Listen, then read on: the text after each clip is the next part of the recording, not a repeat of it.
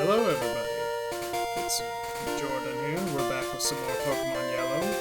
Last part, we defeated the third gym leader back in Vermilion. Made our way up to Cerulean here. Now we're making our way to Rock Tunnel, which, as I'm sure a lot of you know, not necessarily the most fun part, but we gotta do it. We don't have the option of just telling one of our Pokemon to fly over, because that'd be too easy. Let's get back into a battle here, get into the swing of things. Let's see.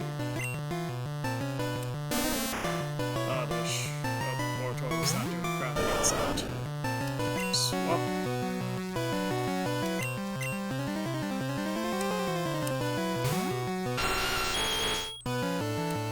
No, no. Great, that's what I needed.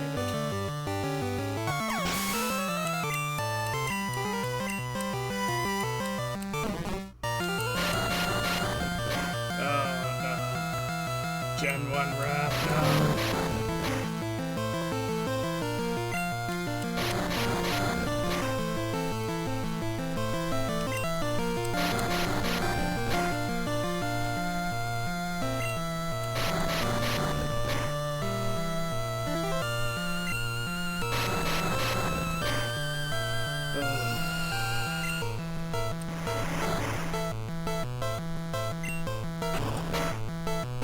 Well, at least Thrash kept going.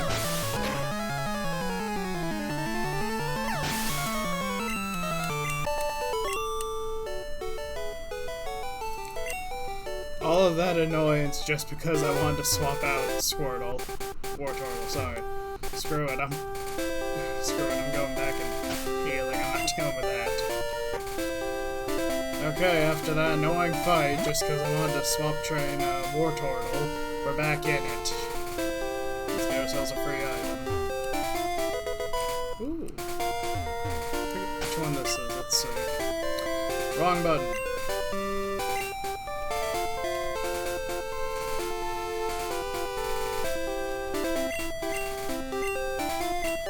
Teleport. Well, that's not going to be too useful. Well, I guess it might be useful for an average just for moving around more easily. But, wait a minute, I didn't actually battle that guy. I want experience, get over here. Thank goodness I outspeed it.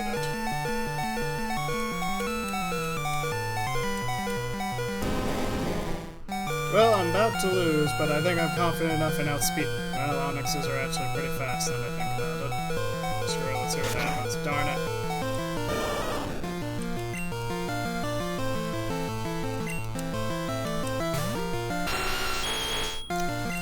So much for that.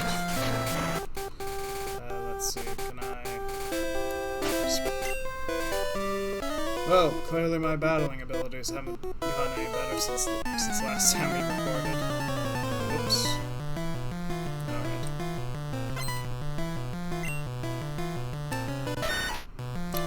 The one time I swap out for Pikachu.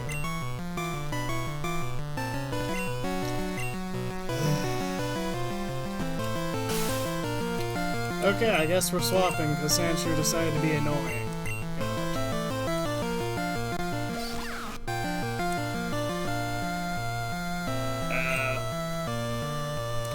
Well, that's a bit of a scary thought. So, if any of you recall from the last part, I had mentioned about the Gambler class of characters having instant kill moves that barely work. Fissure is one of them. So, yeah, that was a bit horrifying.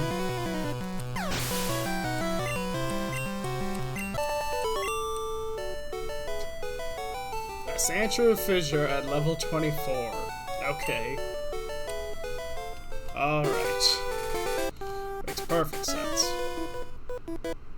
I get up early every day to raise my Pokemon from cocoons. Alright, so bug catcher, I guess. You know, I would give him crap, but legitimately I do enjoy Butterfreeze quite a bit. And Beedrill's much later. Not now, mind you. Much later in the series. Although that doesn't mean that this won't be pathetically easy.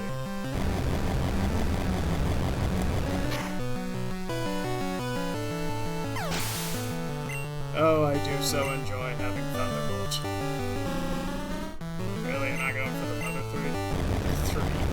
It's the secret new evolution, Butter 3. First it was Butter Fry, now Butter 3.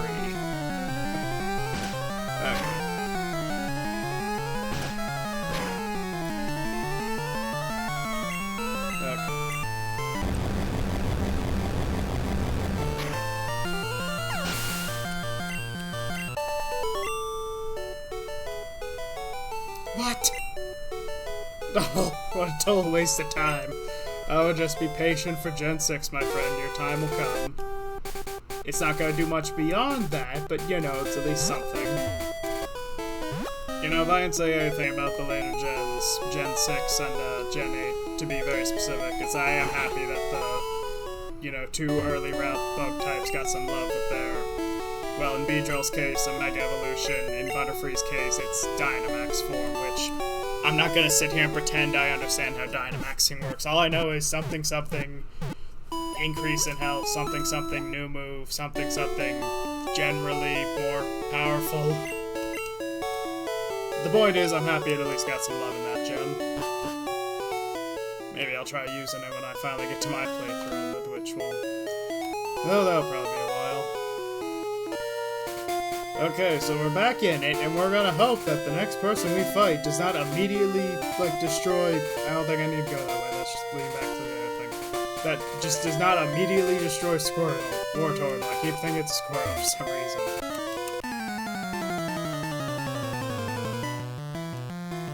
I guess that'll be the running gag for this episode. I don't remember Wartortle's proper name.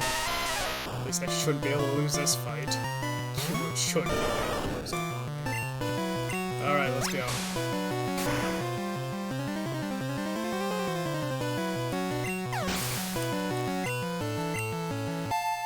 Alright.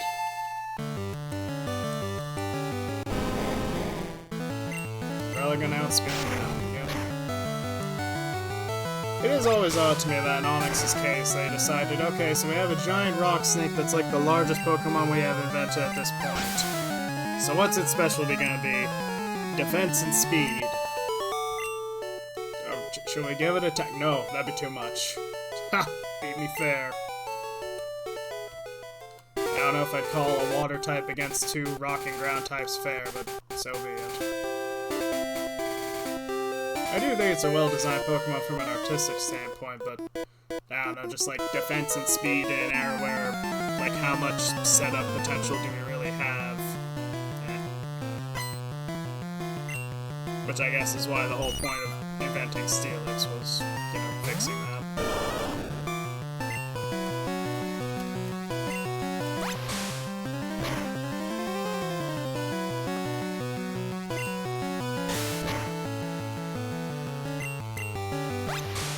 About 10 levels overdue for an evolution, buddy.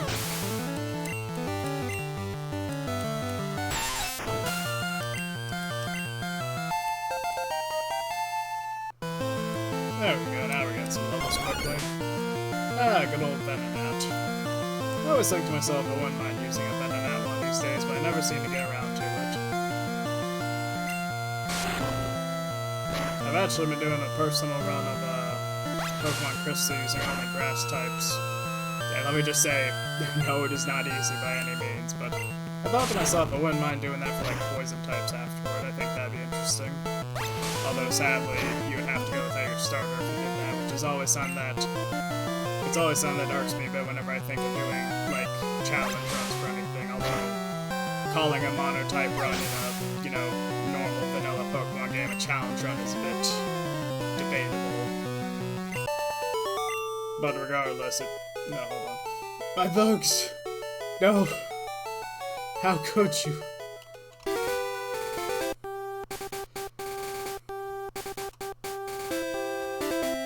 Why is there just a patch of grass here of all places? I'm taking a rock tunnel to go to Lavender. Ellipses. I guess even he's worried about what happens in Lavender Town. Where was I? Oh, right. Whenever I think of doing those odd challenge runs, it's always a matter of I always like to incorporate the starter into it if I can.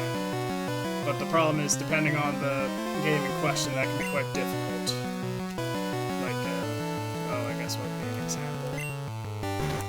Well, I guess obviously like Poison in Gen 2, that has the issue of, well, that just isn't gonna work because none of the other types cross over to Poison. Chikorita doesn't, it's a pure grass type. Alright, we're swapping out.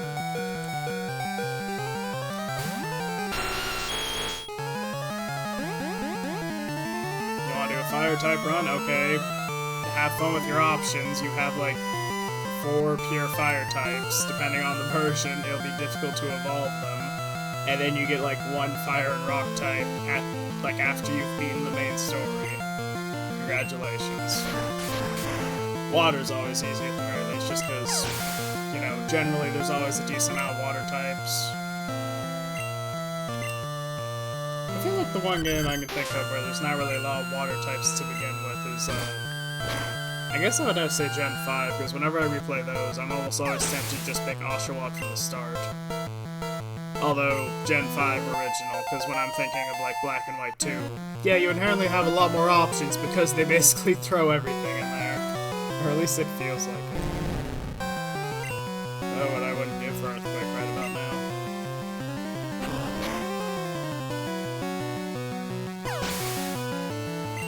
But in comparison, like, say, Gen 2, if we're talking about water types, it's a lot easier to incorporate both your Totodile and like how many other types and still have some type variety.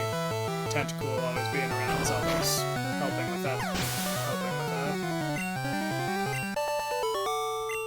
Now that I think about it, how many would you have for like type variety? Because if we consider Totodile as just the normal water, because what else is it? Let's see what we got. We got Tentacool, so we got Poison. Oh, I guess I already talked to him. I'm losing track of the map while trying to think Pokemon. Whoops. I just realized I didn't heal Wartortle. Shit. Okay, if he throws out Onix, we're running, because I'm not dealing with that shit yet.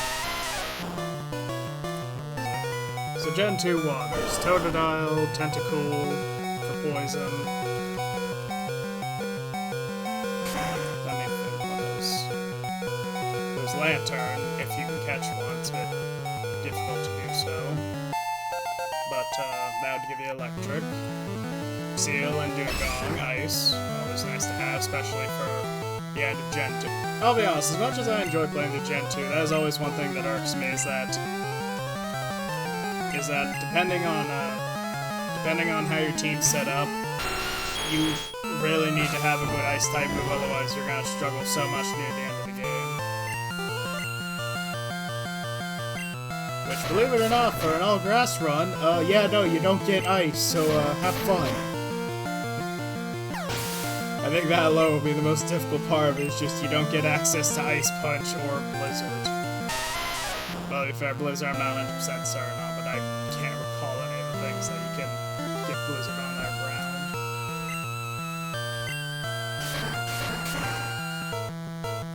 Anyways, I guess back to Water-type run that I was dreaming of. Water flying with either Gyarados or Mantine, so you have flying, although neither one of them really learns any good flying-type moves, but I don't know, I guess it stops you from dying to grass. Oh, and of course the most important, good old Quagsire. You can never go wrong with one of those. Good old Ground. I don't know why, out of all the Gen 2 Pokemon, Quagsire always just stands out to me as, like, one of the best, even after, like, it's initially introduced. I mean, sure, Swampert comes around and it's inherently higher stats than it, kind of takes its purpose, but still, stands up pretty well overall. It's unlike Coliseum, it's the best dang thing ever. Let's see, what other water types am I forgetting?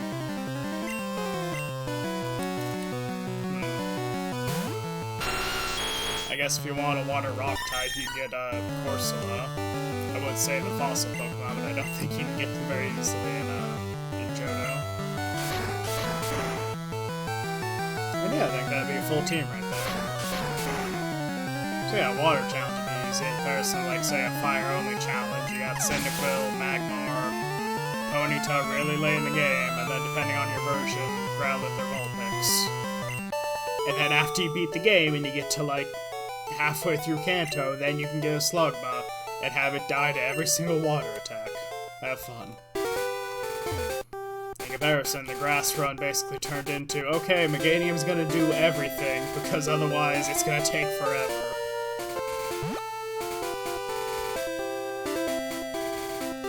Well, regardless, we finally made our way to Rock Tunnel. So now time for the most... You know, I was about to say most annoying, and then I forgot the Pokemon Mansion exists, so, I'm gonna backtrack on that and say an annoying dungeon, debatably the most.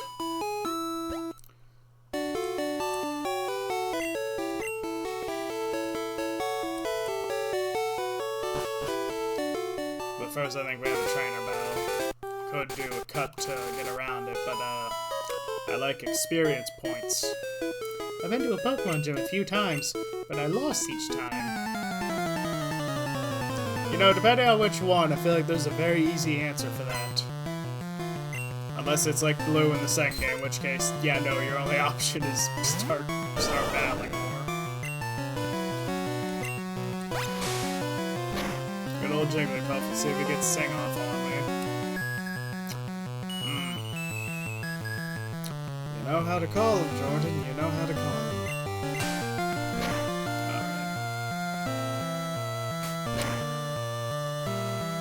You know, I don't get why this woman is having trouble. She has the best type in Gen 1 barring Psychic, so I feel like she should be doing just fine.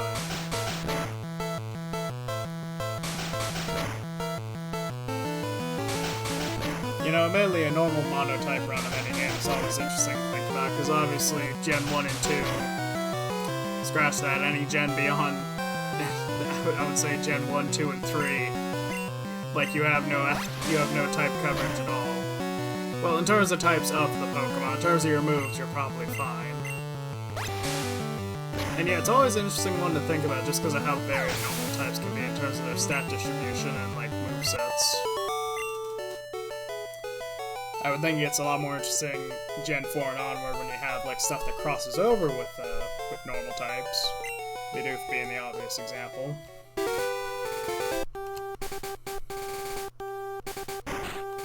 Honestly, it'd be pretty interesting to see in, say, Gen 6 or 7, just because I feel like that one introduces a lot more interesting normal types. Well, interesting in concept. Interesting in terms of usefulness, that's another debate altogether.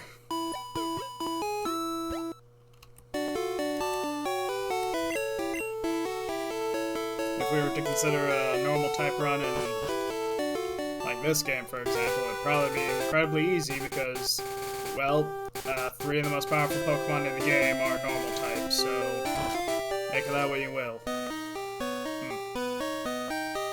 And this is why we bring Flash, because I am not sitting through that. Wrong button, but I guess it's a good thing, because otherwise we would have had to backtrack some more.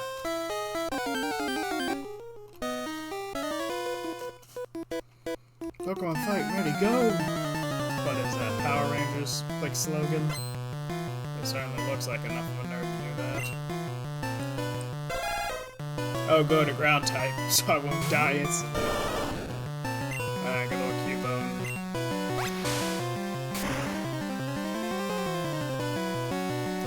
Oh, good thing it doesn't have a thick club, otherwise this would be a lot more difficult.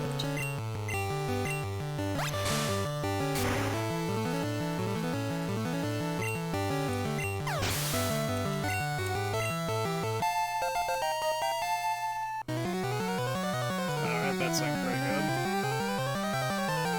Slowpoke. Nah, I think it's worth a try to whittle it down with that.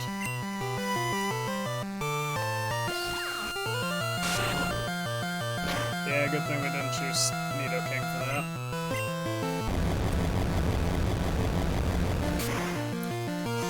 I'm just gonna say it right now, you do not know how nice it is to have a move like Thunderbolt at something below level 35 or higher. Oh, it's wonderful.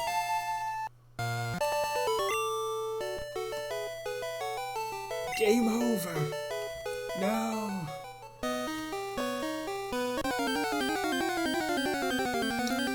I'm beginning to think I should have brought Repels with me. Really, should have brought Repels. While we're navigating the dungeon here, and being assaulted by Zubats at every opportunity, and Machops, I guess. You know, you gotta wonder which one would be worse to be swarmed by, Machops or Zubats. I mean, the obvious answer is Machops, because they can actually punch you, in comparison to a Zubat, which I guess it could bite you, but they're so small, how much is that gonna hurt? It's not like the idea of, like, people getting infections or, like, you know, infected by venom is... Well, no, I'm pretty sure in the TV show they probably have episodes about people getting poisoned by poison types.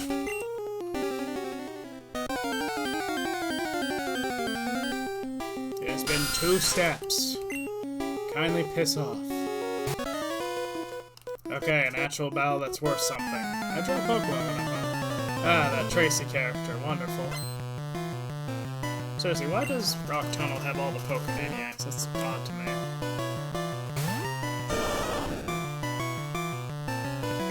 And they all seem to love Slowpoke. I'm not sure what that says about them. Although, to be fair, I enjoy Slowpoke too. The one thing, though, I've used a Slowpoke like twice during my playthroughs of all the games so far. I wouldn't mind using it anymore. The one problem, regular trainer battles and like big boss fights, perfect. Bulky, very nice, does good damage later on once you get some good moves for it. Problem, early game and wild encounters are annoying as crap. Whew, I'm exhausted. Telling that Slowpoke to go and do stuff is... oof, exhausting. It's like getting assaulted by wild Pokemon. So anyways, point is, Slowpoke overall good Pokemon, but like dealing with trying to get away from wild encounters, really annoying of all things, especially when you're trying to train it. I don't often come here, but I will fight you. Okay. I don't get how those two correlate with how often you show up here versus whether or not you're gonna fight me, but so be it.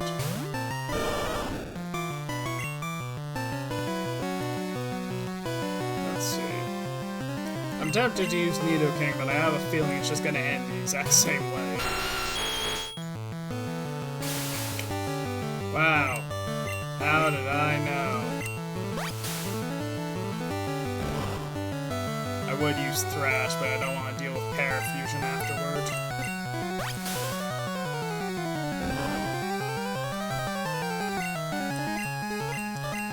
For the love of gosh, get your attack off, please.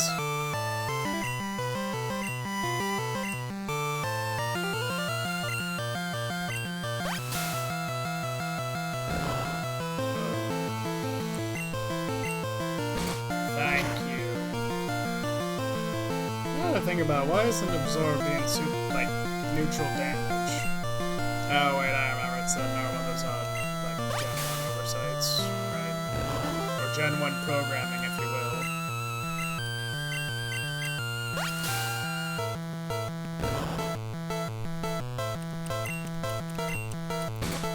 I am really gonna hope I have a Paralyze Seal, because I do not feel like backtracking. Although I don't think I do actually, now that I think about it.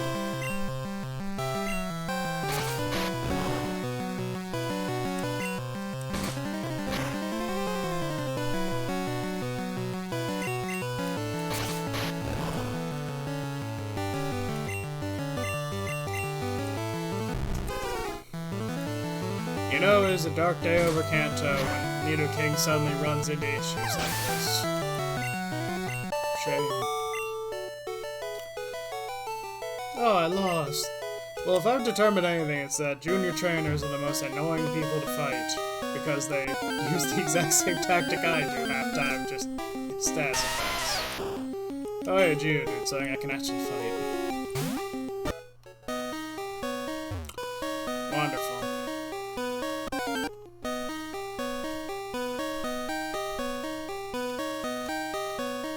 Let's see what he has. It can't be any worse than people like giving me paralysis. Do you know about costume players? What is that supposed to be, like cosplayers? Oh, is that... You know, I feel very stupid. I just now realized that's probably what cosplay is supposed to stand for the whole time. Costume player. I guess you learn something new every day. Even though that's technically not learning, more like just assuming based on how he described it.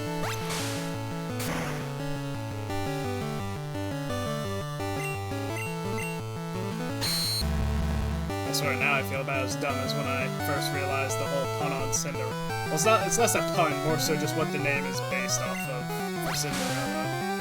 They took a random, like, indie horror game from a fellow on YouTube to figure that part out. Well, the person didn't describe it, was more so just described in the story. Anyways.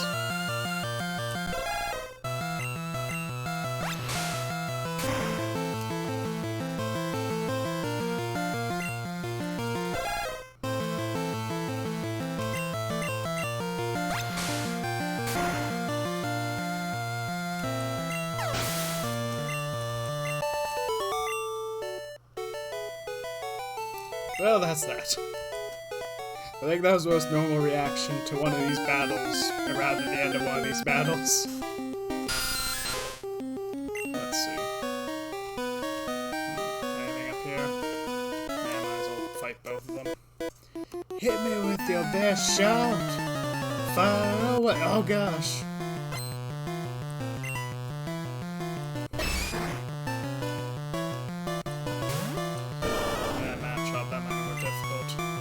Screw, let's have Pikachu handle it. If he swaps Geodude, we swap back and hope to gosh we don't get hit by Magnitude in the process.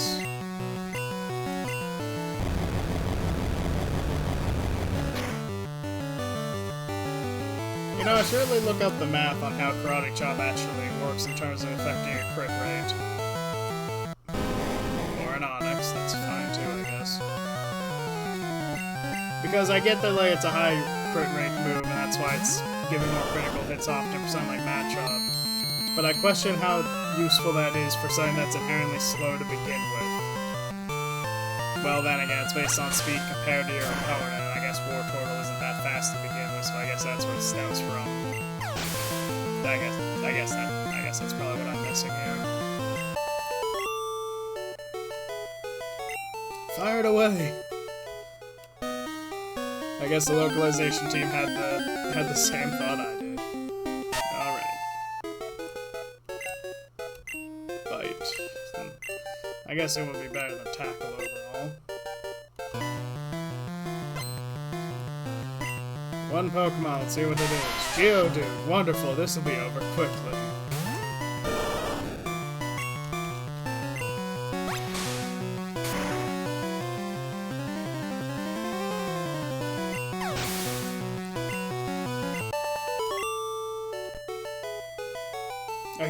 You're a better technician. What technique? You just threw one Geodude and decided, yeah, that's good enough. Maybe he's doing a one Pokemon run himself. In which case, I wish him luck, because I wouldn't want to do it with the Geodude. I do occasionally wonder about, like, doing, like, single Pokemon challenge runs myself on my off time. I don't think I would upload to YouTube if I did that, unless it was something really funny or, like, something absurd. Oh.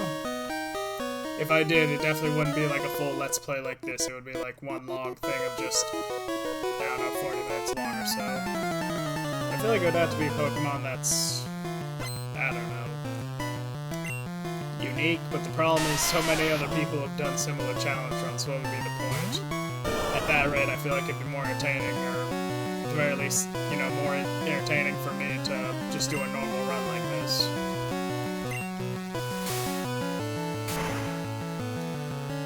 I mean, I guess depending on the Pokemon in question, you can make a lot of jokes about it.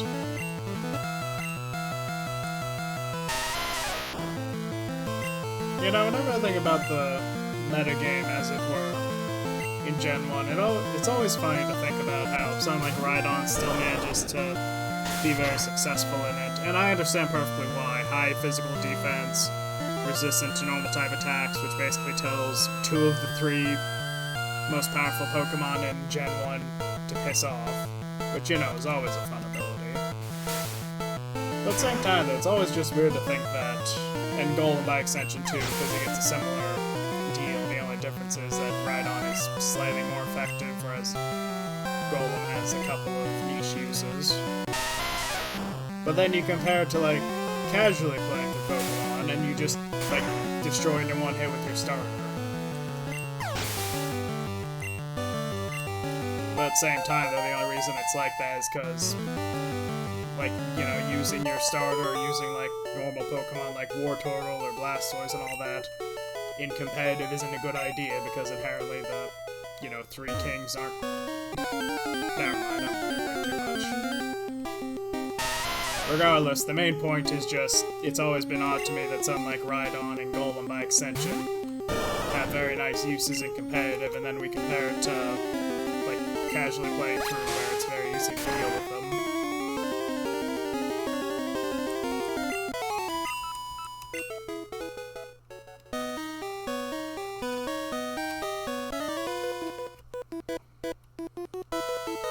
Maybe I'm lost in here.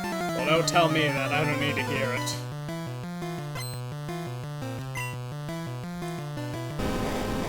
At least we're starting off strong, and I forgot to heal Wartortle at it. Not Wartortle, Pikachu. So, crap. Let's hope it's not a Machop next, because otherwise we might be here a little bit.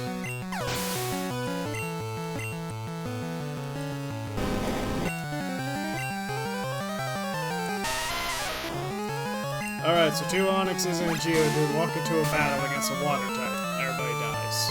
Except water.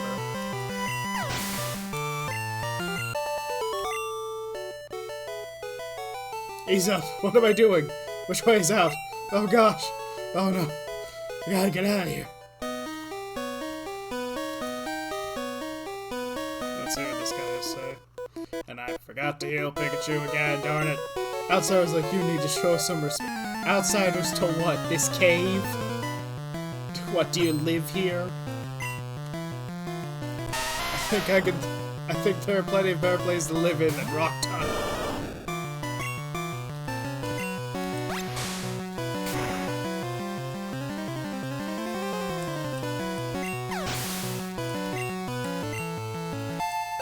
Well, at least Wartortle's leveling up pretty quickly. Ooh, gonna get a lot of experience for this one. Let's see if we can actually survive it. Water gun. Well, now if we crit.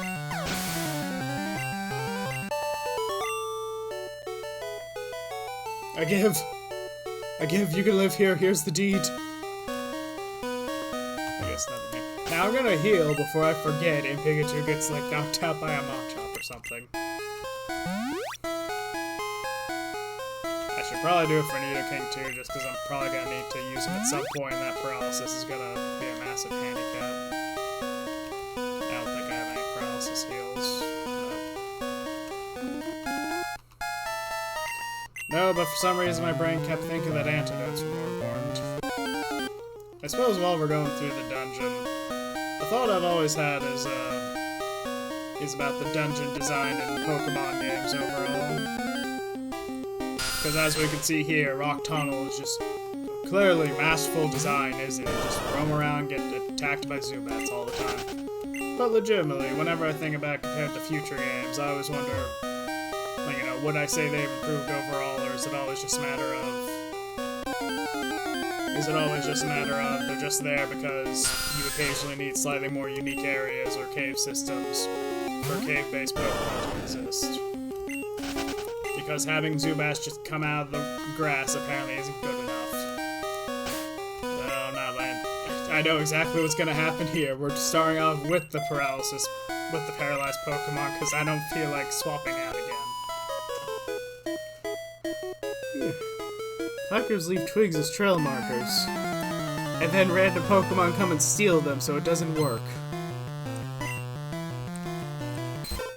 Jigglypuff, okay. This is decently.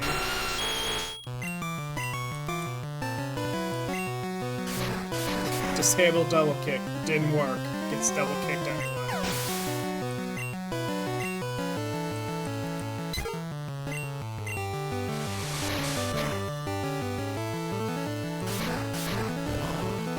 I suppose at the same time, though, if I'm really thinking of... Why did I double kick a Pidgey exactly? I'm just not thinking right.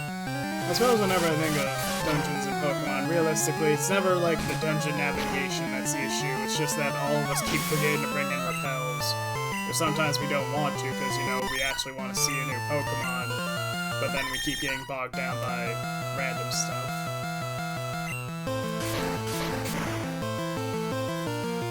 which I feel like later games get better with that, with a variety of Pokemon to see, but of course, complaining about that for the first ever game of the franchise is a bit... well, there's no real point to it, because what else was there to reference and improve upon if you know, started the formula to begin with? Oh, I did my best. Well, it wasn't good enough. At least it wasn't another Bellsprout, which just ruined my day. Wonderful.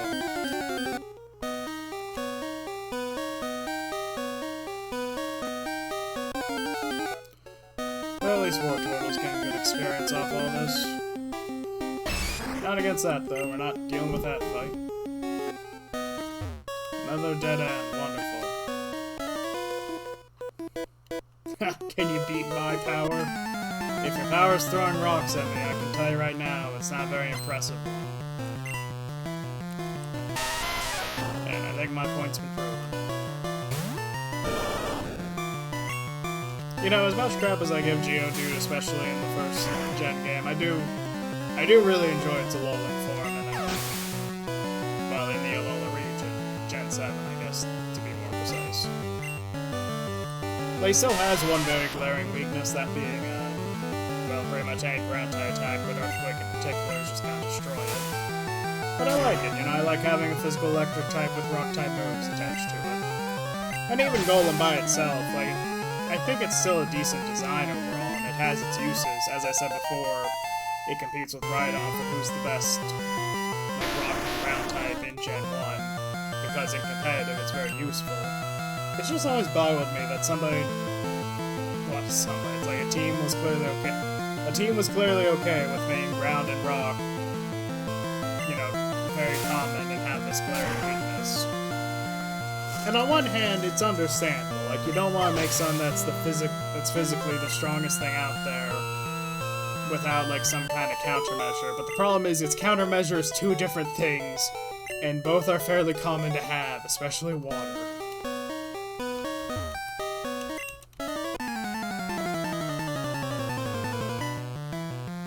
Like, I'm okay with a Pokemon having, like, glaring weaknesses. The problem is, it needs to be stuff that doesn't completely, like, capsize it, for lack of a better word. Like Quagsire, it's like, that's the perfect example I can think of. It's like, it has good stats. Well, okay, may not go in competitive, but good at now. Why tail it? Like, may not go in competitive, but good for, like, an average playthrough or whatnot. Good moves. Overall, a lot of versatility. Its Achilles heel is that it's weak to grass. That's one. And that's it. Compared to something like Magcargo, which is a Pokemon that I've used once in a different game, and let me just say, when it works, it's okay, but nothing more. The moment it fights anything water or ground related, you're screwed immediately. And on paper, you could say that's, you know, that's fine. It's something with high defense and high special attack. Okay. Now, why does it have to be two of them? If it was something that's incredibly fast and, you know, should theoretically not have to worry about getting hit by something like that as long as it can outspeed and KO the opponent one hit, then okay, that's fine, but it's inherently slow and meant to take damage, so why do you give it two massive weaknesses? Shoot, I'm so jealous. I'm jealous of a cheaply made red box that tells you stuff.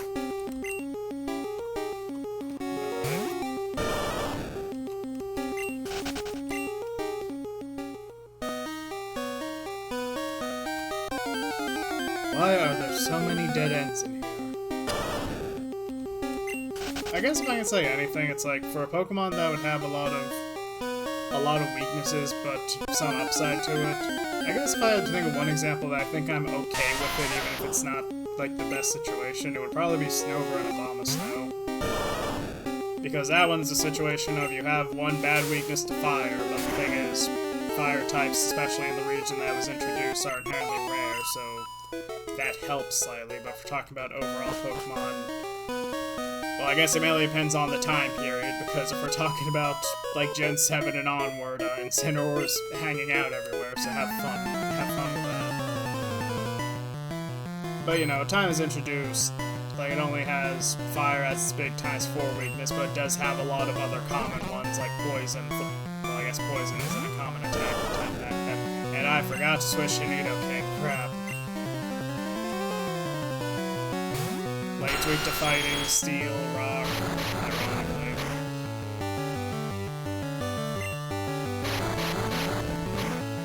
Fighting, steel, rock, flying, poison, bug.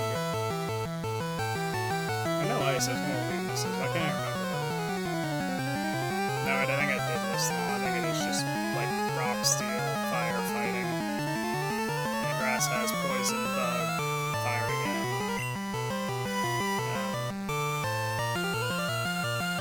That's all. I feel like I should remember that. Okay, grasses are... Thanks, Nidoking. Doing great out there. Well, I guess one of grasses is ice, and that's like the one thing that Obama Snow would cover. Well, not cover, but it's one thing that ice would cover. Now, all that sounds pretty bad, and yeah, there is a reason that Obama Snow doesn't top the charts at any point. But if there's one good thing you can say about it, is that it does have the Snow Warning ability, which at that point was pretty unique. Not many Pokemon have it. Well, not many Pokemon have it now, and it was pretty rare back then as well. So, you know, at least that's a niche it can achieve even with its weaknesses. Although then again, Hail by extension isn't that powerful anyway. Although I did hear that there were some odd things with the Alolan Ninetales that were seeing some success. Well, I think it was less success. It was more like a thing where there's this one move that basically gives you both Reflect and Light Screen as long as you have Hail up. So the whole idea was just get Hail up using Snow Warning, then use that move, and then boom, you're good to go on defense. And nobody gave a crap about the Hail. You just fill your entire team as normal afterward. Which is a bit funny when you think about it. It's like, oh, we have a thing to help you with your weather team. Good. I'm not using a weather team, but I'll take it anyway.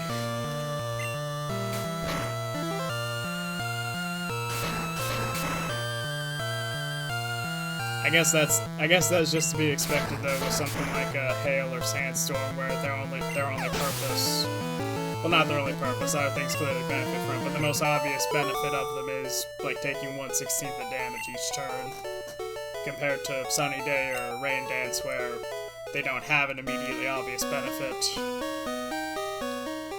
Well, at least not immediately obvious to the player. Let's see, what would be another Pokemon with, like, glaring weaknesses, but still overall is okay? Then again, I probably should consider it more so in the context of competitive versus a casual playthrough, because there are plenty of instances in either where one works in one context, doesn't work in the other, and I'm not properly considering that. But then again, I mainly play Pokemon casually, so of course I'm biased in that regard to it.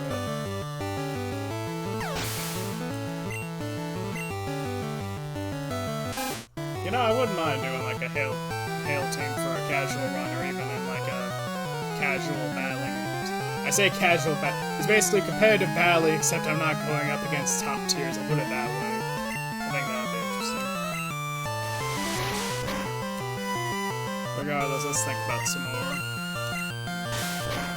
I know I made a joke a few parts back about Alolan Raticate. Although that one is more so a situation of, it's a funny one when you think of the original Rattata, or Rattata. Less so overall, because that one's just, at least that one's just one weakness. Okay, a couple weaknesses. You get Fairy, Bug, and then Fighting just decimates you, but at least that's it.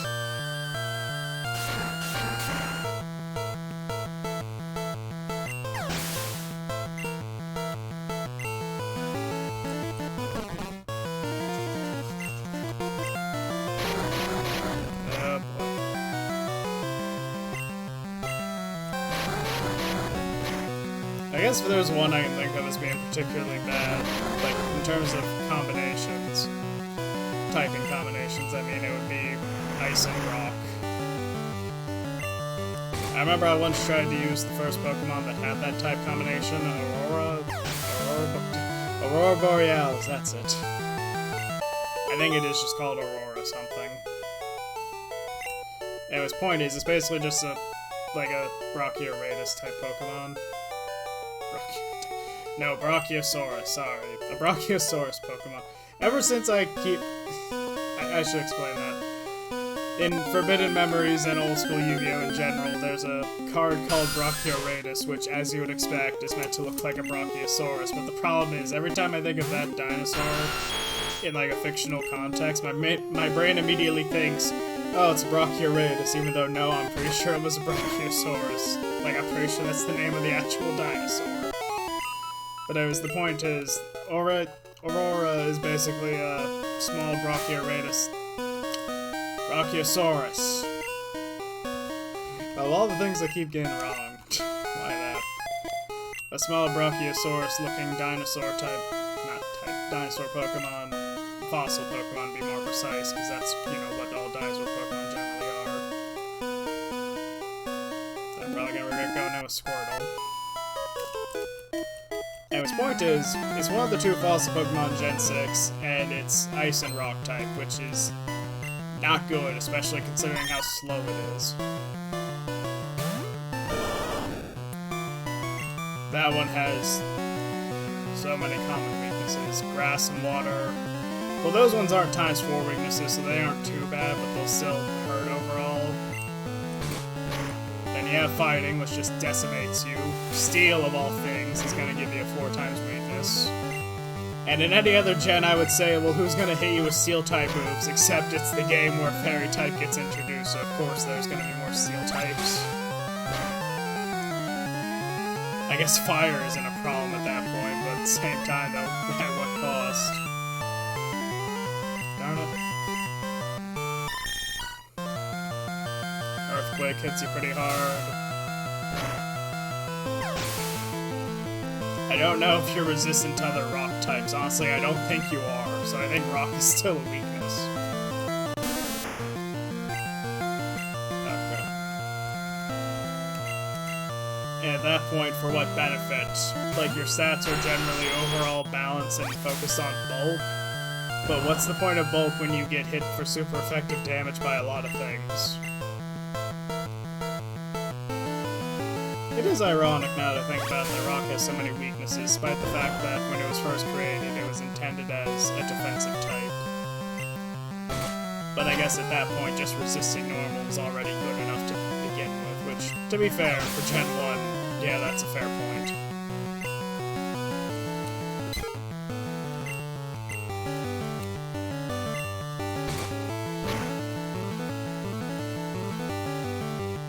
I always do like that Pokemon's design, but I just don't know if I can ever use it on any kind of team just because of how often it gets taken out so easily. How about a Pokemon? Yes, exactly. Oh good, I get to take her money from her Meowth using Payday. Nice. Let's see, I guess not. I remember there was one game where there was like a Rock Slide move tutor over here, but I guess I'm thinking of a different game. I don't know. In any case, that one is especially bad because in that game, you have the option between Aurora or Tyrant, which is the other fossil Pokemon. And let me just say, Tyrant is so much better. I remember I used it during my first playthrough of Gen 6, and that was probably one of my favorite Pokemon I got to use. Rock and Dragon is very nice. Dragon is a bit weird because in terms of physical moves, I don't know if I would say it has that much like utility in terms of type coverage. It's basically just other dragons for like super effective damage. I guess the other benefit is it isn't really resisted by anything except for Steel and Fairy. Well, Fairy's just immune to it, to be fair. But at the same time, though, like Rock has a lot of good offensive utility, and you get Strong Jaw, which is so much fun. Good times. Perhaps the next time I go and replay Gen 6, maybe I'll try giving Aurora another chance. I'm probably not even getting its name right now to think about it. Well. Regardless, maybe I'll give that one another chance, see if I can make it work. Who knows, maybe if I can get a not a rain type, sorry, Maybe if I can get a Hail Team set up, maybe it could work out. At the same time, though, every single Pokemon game has the issue of it takes forever to get a good Ice type. Or at the very least, a good collection of them.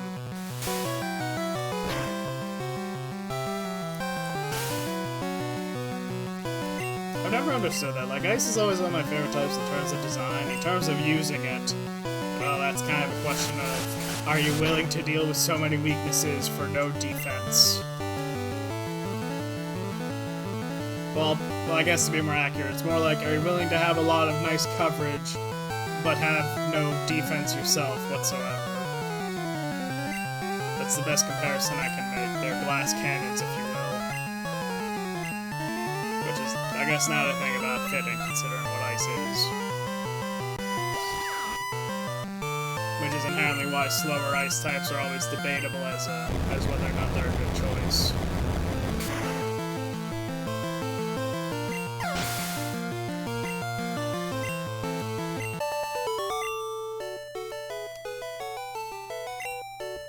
Although now to think about it, a lot of early Ice types were inherently bulky to begin with, but then again they got mixed with stuff like water and whatnot, which inherently helped offset a lot of their weaknesses.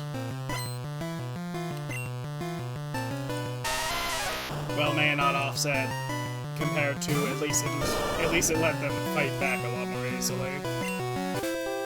Anyways, one thing I do find funny is the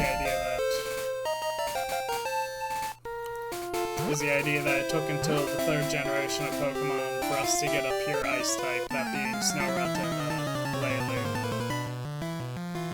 I do find that, well, and Regice, I forgot about him. But that's more so a legendary, so it feels odd to count that with, like, you know, commonly obtainable Pokemon.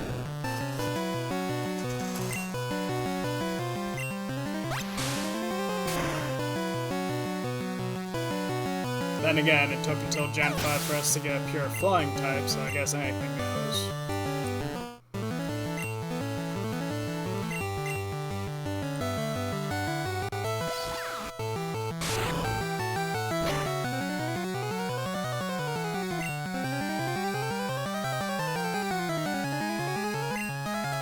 I guess, to be fair, the majority of flying types being part normal is more of a benefit than anything else.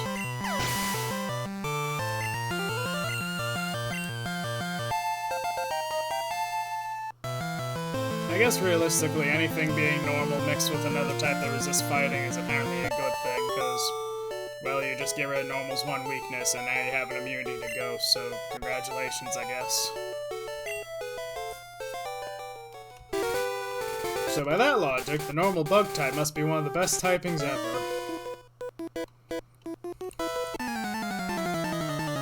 Which is also why normal and dark is one of the worst combinations I think I've heard of.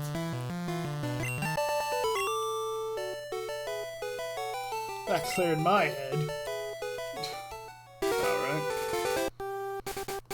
Well, after one of the more annoying dungeons in the game, out of like 4, we're finally at Lavender Town, the fabled land of creepypastas and other horror-related bullcrap.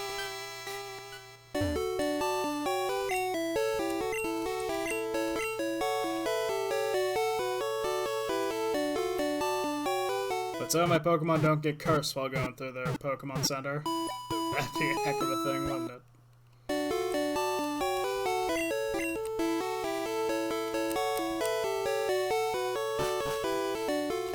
Alright, well, we finally made it to Lavender Town, so I suppose I'll call it at this point. In the next part, I believe what we'll do is, well, I'm not entirely certain. I think it'd be better if we go to Celadon next. In the next part, I believe we'll be going over to Celadon to obtain our next key item before we go back to here to take care of the Lavender Tower. Is it called Lavender Tower? I'm gonna go look. Why did I think it would tell me the dungeon name? That wasn't a thing. Pokemon Tower. I don't know why I thought Lavender Tower. You know, out of all the places to make a cemetery, a tower is always such an odd way to do it, I would think. Like, presuming you're burying it in the ground, how does that work? Do you just have to get, like, a minimum of like 3 feet of dirt for each thing, or is it just you put it in a box of some kind and just, like, I don't know, just leave it there? I'm probably overthinking it, whatever. Regardless, the next part will either be dealing with the Pokemon Tower, or at the very least what we can do in it. I'll explain that more next time. Or we'll be making our way over to Celadon City this way. Either way, I hope you all have a wonderful rest of your day, and I'll see you next time.